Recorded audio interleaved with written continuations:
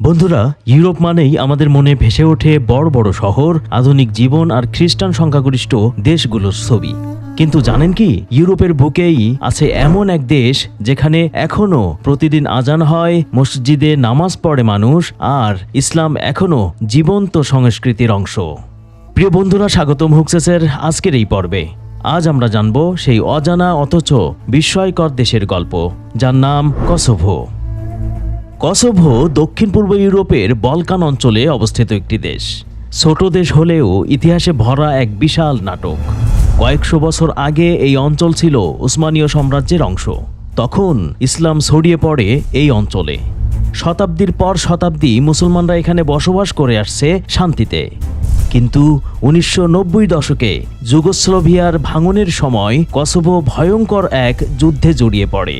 সার্বিয়ার সেনারা মুসলিম জনগোষ্ঠীর উপর চালায় হত্যা, ধর্ষণ আর গণহত্যা। 1999 সালে জাতিসংঘ ও ন্যাটোর হস্তক্ষেপে যুদ্ধের বিরতি হয়, আর 2008 সালে কসোভো ঘোষণা দেয় স্বাধীনতার। আজও সার্বিয়া দেশটিকে স্বাধীন বলে স্বীকার করে না, কিন্তু পৃথিবীর 100টিরও বেশি দেশ কসোভোকে স্বাধীন রাষ্ট্র হিসেবে স্বীকৃতি দিয়েছে।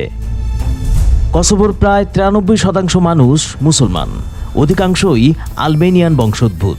তারা নামাজ পড়ে, রোজা রাখে, কুরবানিও দেয়, কিন্তু এক ধরনের ইউরোপীয় ইসলাম চর্চা করে, যেখানে আধুনিকতা আর ধর্ম একসাথে চলে, যেটা তুরস্কের সাথে কিছুটা মিল রয়েছে। মজার ব্যাপার হলো, ইউরোপের অন্য অনেক দেশে যেখানে ইসলামকে দূরে ঠেলে দেয়া হয়, সেখানে কসোভোয় ইসলাম সামাজিক জীবনের মূল ভরসা। মসজিদের আজান, ঈদের নামাজ, ইসলামী পোশাক সবকিছুই এখানে একদম স্বাভাবিক ব্যাপার। কসোভো ইউরোপের অন্যতম দরিদ্র দেশ হলেও এখানে তরুণদের উদ্যোগে ছোট ছোট ব্যবসা, টেকনোলজি স্টার্টআপ এবং বিদেশ থেকে রেমিট্যান্স পাঠানো অর্থে দেশটি টিকে আছে। দেশটির মূল আয় আসে কৃষি, রেমিট্যান্স আর হালকা শিল্প থেকে। তবে কসোভোর সবচেয়ে বড় সম্পদ তরুণ জনশক্তি। দেশের প্রায় অর্ধেক জনগণ 30 বছরের নিচে, তাই একে বলা হয় ইয়ংগেস্ট কান্ট্রি ইন ইউরোপ। কসোভোয় শিক্ষা বাধ্যতামূলক এবং বিশ্ববিদ্যালয় পর্যায়ে পড়াশোনার সুযোগও ভালো। বিশেষ করে প্রিস্টিনা ইউনিভার্সিটি ইউরোপে বহুল পরিচিত একটি নাম। সংস্কৃতিতে তারা ইউরোপীয় আধুনিকতার সঙ্গে ইসলামী নৈতিকতা মিলিয়ে এক আশ্চর্য মিশ্রণ তৈরি করেছে। সঙ্গীত, নাচ, খাবার সবকিছুতেই আছে এক ধরনের শান্ত গ্রামীণ ইউরোপীয় রং। কসোভোর মোট জনসংখ্যা প্রায় 18 লাখ। নারী পুরুষের অনুপাত হচ্ছে প্রতি 100 জন নারীর বিপরীতে প্রায় 102 জন পুরুষ।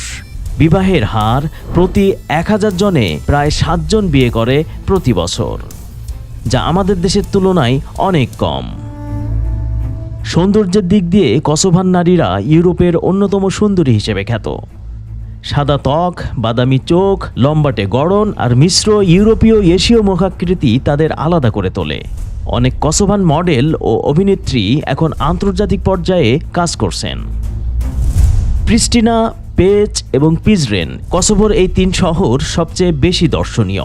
প্রিজরেন শহরকে বলা হয় বালকানদের ইস্তাম্বুল, কারণ এখানে শত শত পুরনো মসজিদ ও ইসলামী স্থাপত্য এখনও টিকে আছে।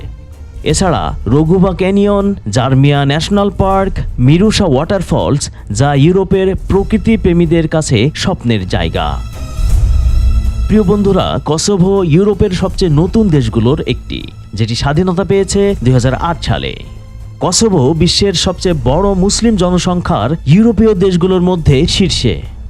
কসোভোয় এখনো কিছু গ্রামে এমন প্রথা আছে যেখানে পরিবারের মেয়েরা পুরুষের ভূমিকা নেয়, যাদেরকে বলে শর্ন ভার্জিন। তারা মেয়েই, কিন্তু পুরুষের পোশাক পরে, কাজ করে, এমনকি পরিবারের প্রধান হয়। অনেক কসোভান তাবিজ, নজর লাগা, ভূত পেতনি ইত্যাদিতে আস্থা রাখে। এই কুসংস্কার আজও গ্রামাঞ্চলে দেখা যায়।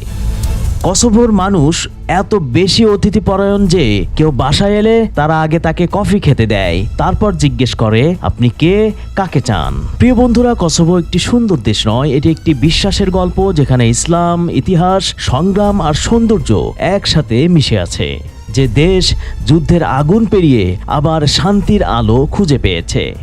প্রিয় বন্ধুরা, কসোভো নিয়ে হুকসেসের আজকের এপিসোডটি এ পর্যন্তই।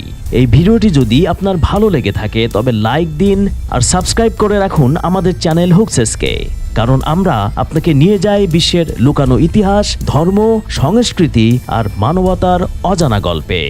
কথা হবে আগামী এপিসোডে। সে পর্যন্ত সবার সুস্থতা কামনা করে আজকের মতো বিদায় নিচ্ছি। আল্লাহ হাফেজ।